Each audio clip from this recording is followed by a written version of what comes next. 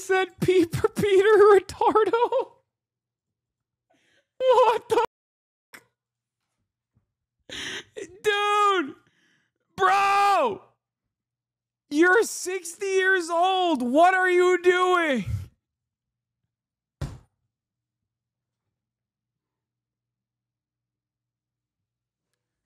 This is the wealthiest man, one of the most powerful individuals on the planet, dude. Holy moly. Holy Toledo.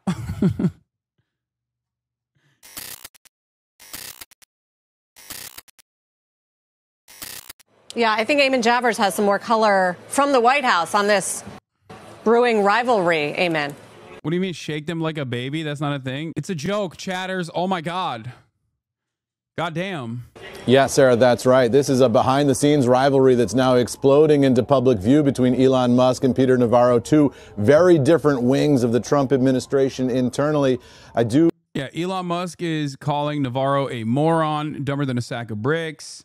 The girlies are fighting, but Elon is already out of favor in the Trump White House, so good luck to him. Good luck to Elon. Oh, God, it's amazing. It's amazing that it's like falling away. It's falling apart in spectacular fashion. To now have a reaction to all this from Caroline Leavitt, the White House press secretary. I just spoke to her a couple of moments ago. Her reaction to the statement from Elon Musk calling Peter Navarro truly a moron and dumber than a sack of bricks is whatever. We are the most For the record, like, I'm not doing the China is going to collapse tomorrow memes, but for America. Like, that's not what I'm saying either.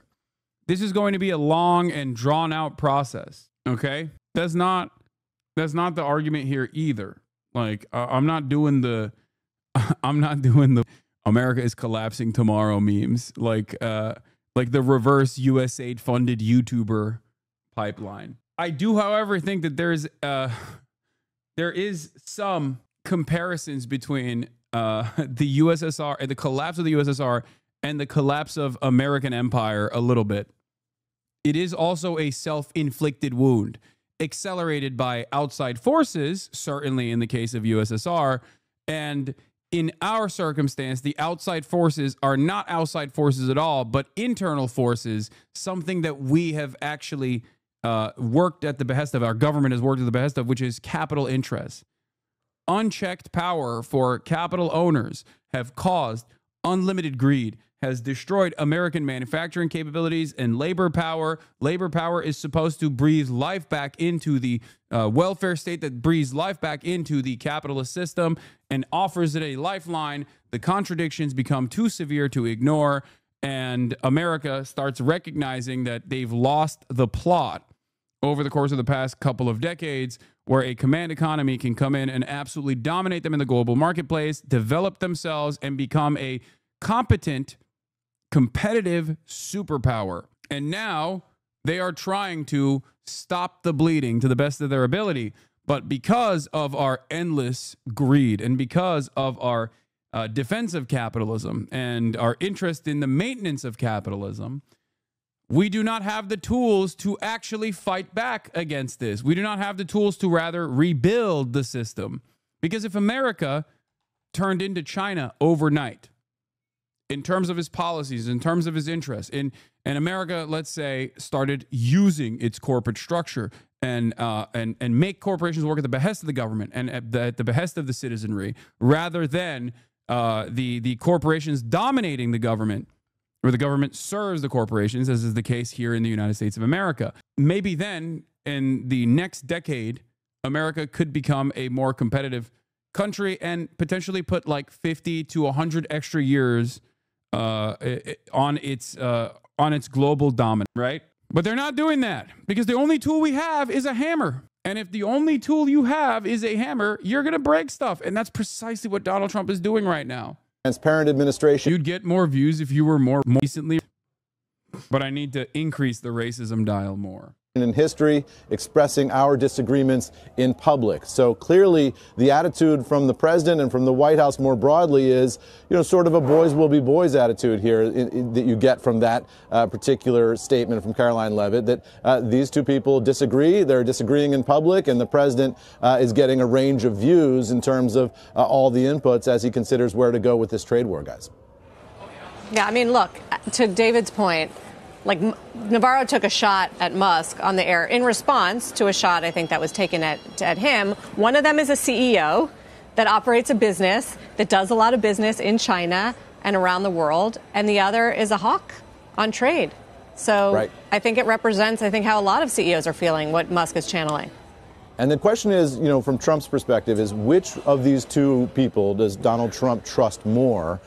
Is going to be a longer-term player in the Trump orbit, has been a longer-term player in the Trump orbit. And I would just point out to you that Peter Navarro literally went to jail last year to politically protect Donald Trump. That's his guy, bro. That is his guy. He is the Fedayeen, okay? Trump, what? Aren't you avidly anti-Semite? Is that not enough for chatters? That's funny. Let me tell you something. Peter Navarro is a loyal soldier. And Trump also agrees with him. Trump agrees with him on the tariff shit.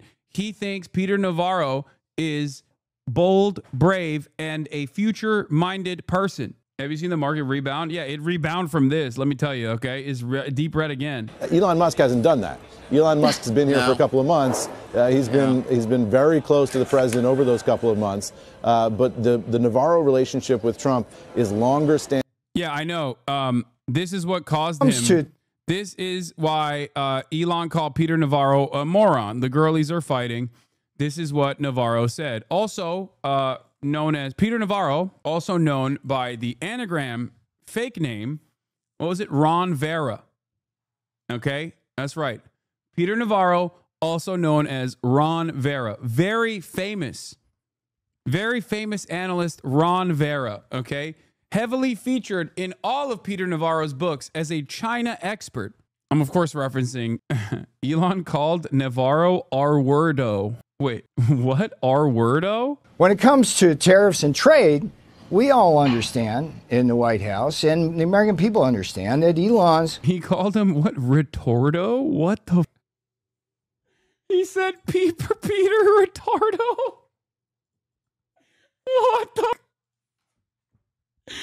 Dude, bro, you're 60 years old. What are you doing?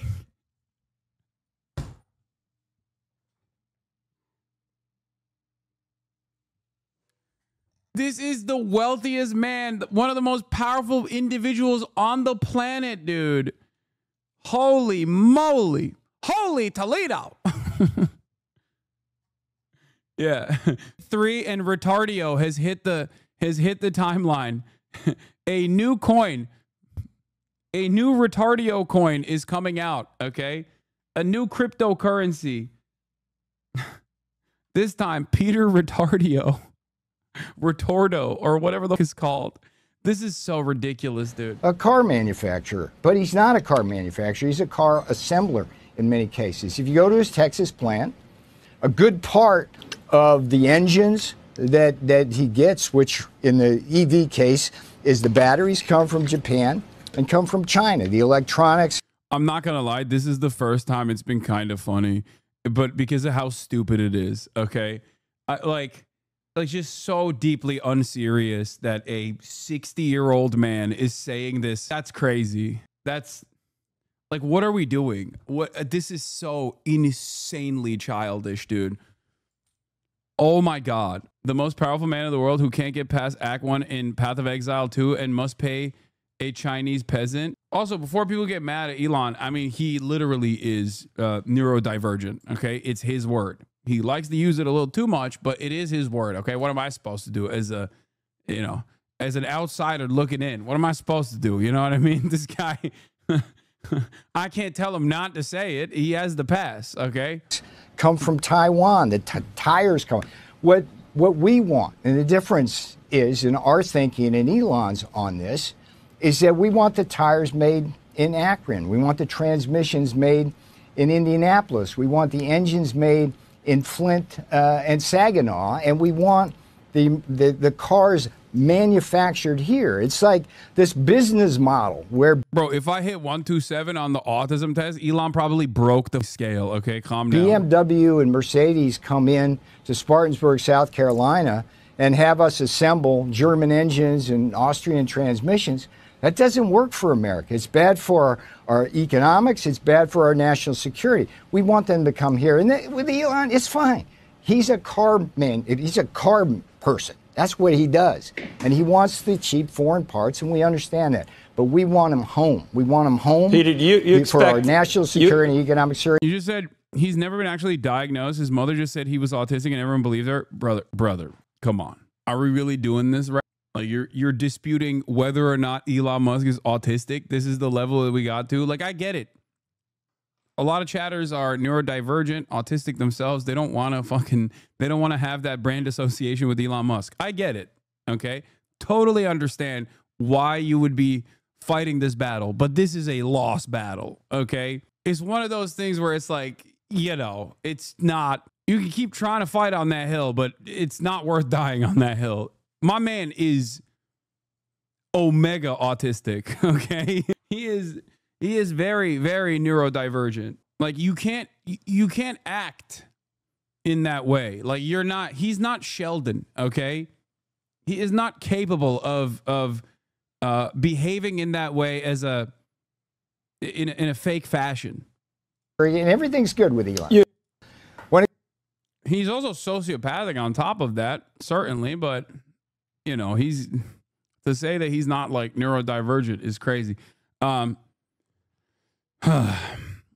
right, let's keep going. And more deeply loyal. So that was the reason why Elon Musk said Navarro's a truly moron. What he says here is demonstrably false. Then the Elon Musk relationship with Trump is, even though the Elon Musk relationship has been so dramatically. I do love this, by the way, because the girlies are fighting very publicly.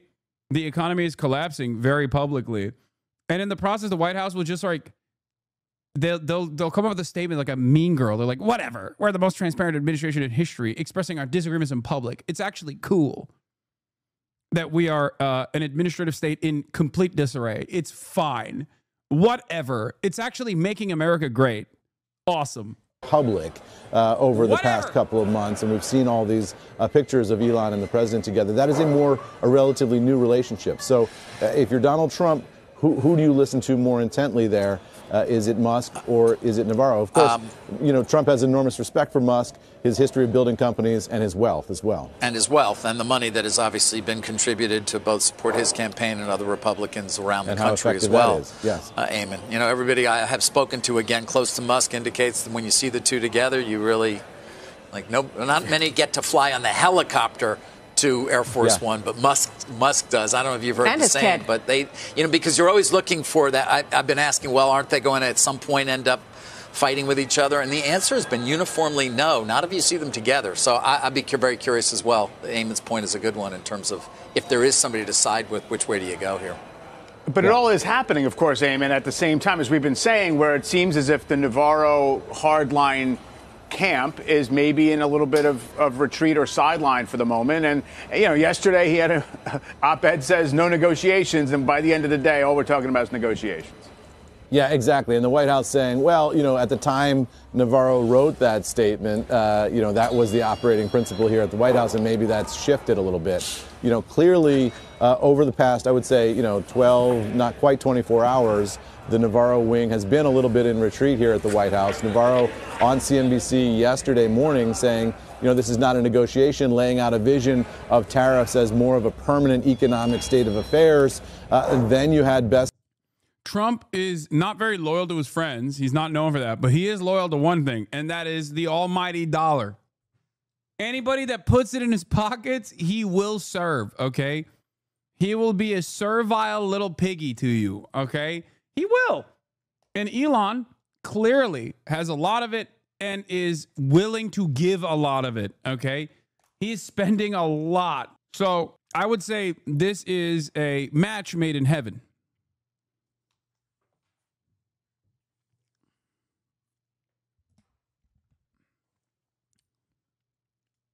That's the only thing that's kept him around, regardless of his major L's here. The Treasury Secretary putting out this statement that he was negotiating with the Chinese at the president's direction, indicating that it very much is a negotiation. And the president sort of waffling on all this in the Oval Office, saying, you know what, it can be both. It can be both a negotiation and a permanent state of affairs. And so I think this goes back to, this discussion last week in the market of, whether or not April 2nd would be a clearing event for the markets and we would now get certainty. Clearly this is going to be an ongoing process. There are going to be negotiations. There are going to be levers pulled by this White House. Things are going to fluctuate up and down, and that will, my guess is, just my analysis and nothing more than that, is that will last throughout the president's term, because the president likes tariffs. He likes the unilateral control. He likes the ability of the tariffs to force countries and companies to come to the Oval Office and offer him deals. You heard Scott Bessent talking about, we'll see what these other countries have to offer. The president sees that as him being in the driver's seat economically and then being able to carve out a deal in each case that's best for American workers. And they're very much focused here on workers, not on markets. Well, they are being transparent, even when they're fighting, to Levitt's point. That's happening. More palace intrigue, I guess. Thank you, Eamon Jabbers. You bet. I think one of the funniest parts about this, by the way, within the conservative media sphere, is that the more these guys hit this note, the more they make the economy scream, the more Fox News and all of the adjacent, independent right-wing content creators as well, that get their notes from the admin, that try to run defense for the admin, focus on random irrelevant shit like trans people. Okay?